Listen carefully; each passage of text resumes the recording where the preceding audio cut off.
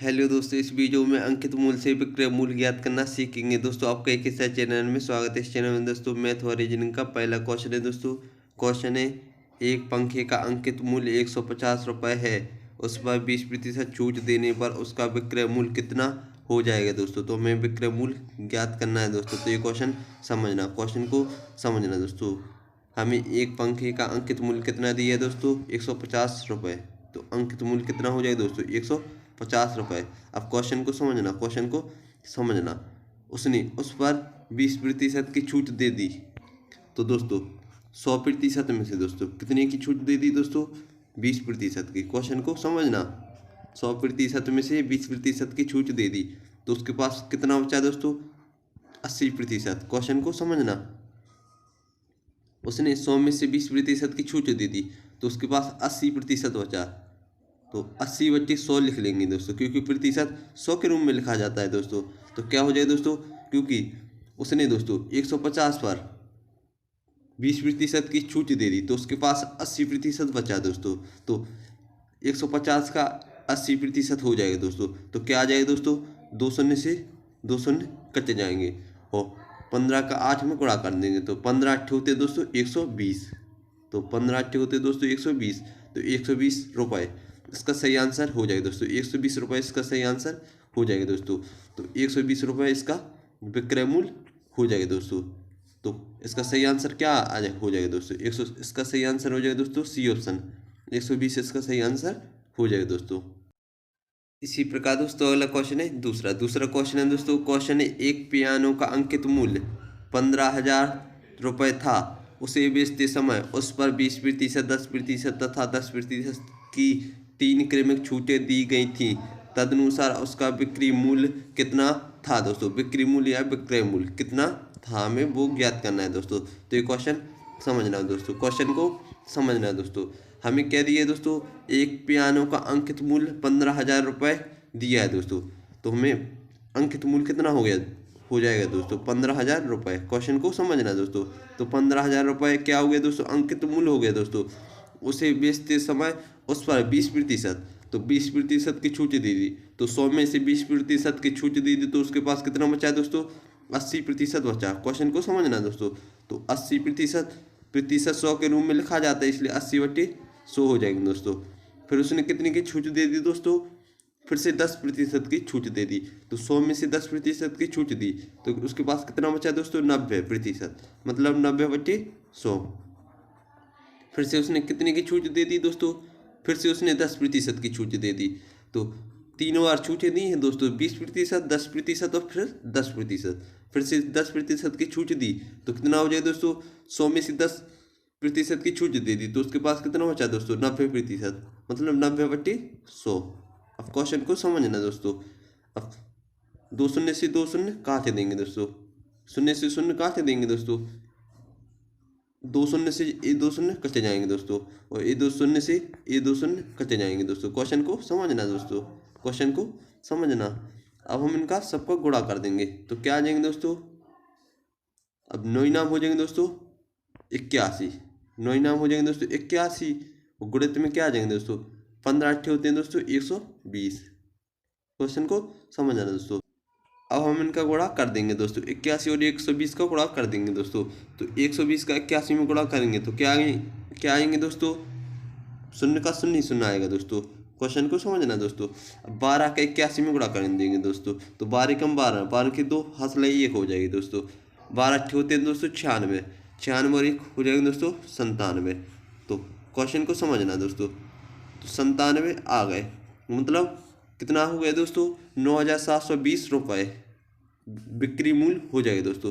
तो 9,720 इसका सही आंसर हो जाएगा दोस्तों। तो ए ऑप्शन इसका सही आंसर हो जाएगा दोस्तों, 9,720 रुपये इसका सही आंसर हो जाएगा दोस्तों। ए ऑप्शन इसका सही आंसर हो जाएगा दोस्तों। इसी प्रकार दोस्तों अगला क्वेश्चन है, तीसरा क्वेश्चन है दोस्तों। क्वेश्चन है, एक खिलौने के अंकित मूल्य पर 30% की छूट उसके बिक्री मूल्य में 30 रुपये की कमी कर देती है। तदनुसार वह नया बिक्री मूल्य रुपए में कितना है दोस्तों। तो हमें बिक्री मूल्य ज्ञात करना है दोस्तों। तो ये क्वेश्चन समझना दोस्तों, बिक्री मूल्य हमें ज्ञात करना है। तो ये क्वेश्चन समझते हैं दोस्तों। अब इसमें दोस्तों अंकित मूल्य नहीं दिया है दोस्तों। तो जिसमें अंकित मूल्य नहीं दिया होता है उसको हम 100 मान लेते हैं दोस्तों। तो मान लेंगे दोस्तों, माना अंकित मूल्य कितना है दोस्तों, 100 अंकित मूल्य मान लेंगे दोस्तों। क्वेश्चन को समझना दोस्तों।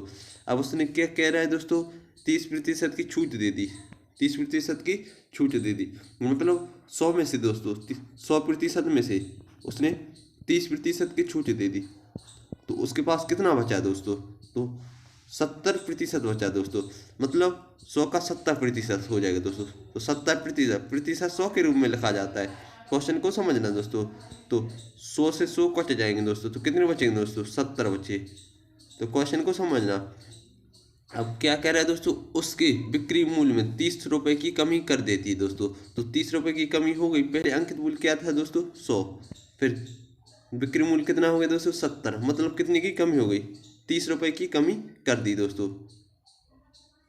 तो क्या कह रहा है दोस्तों, तदनुसार वह नया बिक्री मूल्य रुपए में कितना है दोस्तों। तो विक्रय मूल्य कितना हो जाएगा दोस्तों, विक्रय मूल्य कितना हो जाएगा दोस्तों, 70 रुपये। इसका सही आंसर हो जाएगा दोस्तों। विक्रय मूल्य कितना हो जाएगा दोस्तों, 70 रुपये। तो इसका ई ऑप्शन सही आंसर हो जाएगा दोस्तों, 70 रुपये इसका सही आंसर हो जाएगा दोस्तों।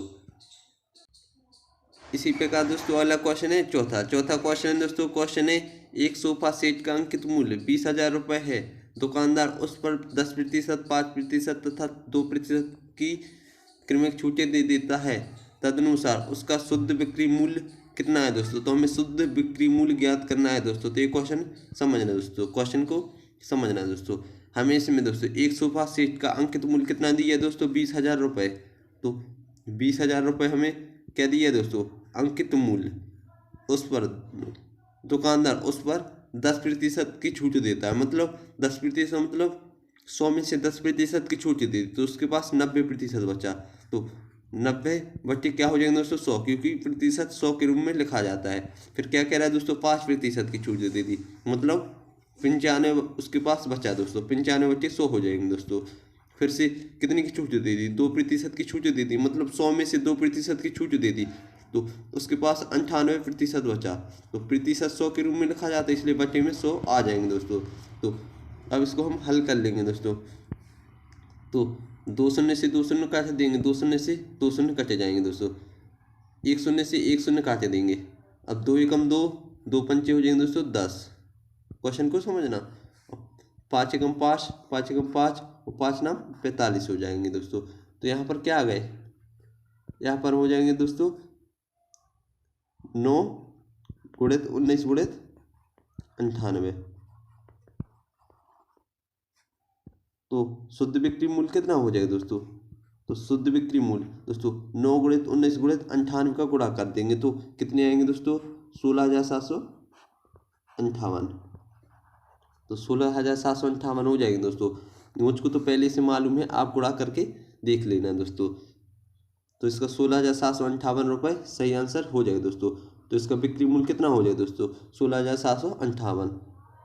तो इसका बी ऑप्शन सही आंसर हो जाएगा दोस्तों, 16,758 इसका सही आंसर हो जाएगा दोस्तों। उम्मीद करता हूँ कि आपको मेरी वीडियो समझ में आई होगी। यदि आपको मेरी वीडियो समझ में आई हो तो प्लीज़ लाइक एंड सब्सक्राइब जरूर करें और घंटी बेल आइकन को दबाकर नोटिफिकेशन आल पर क्लिक करें, जिससे ऐसी और वीडियो का नोटिफिकेशन आपको मिलता रहे। मिलते हैं दोस्तों दूसरी वीडियो में। वीडियो देखने के लिए धन्यवाद।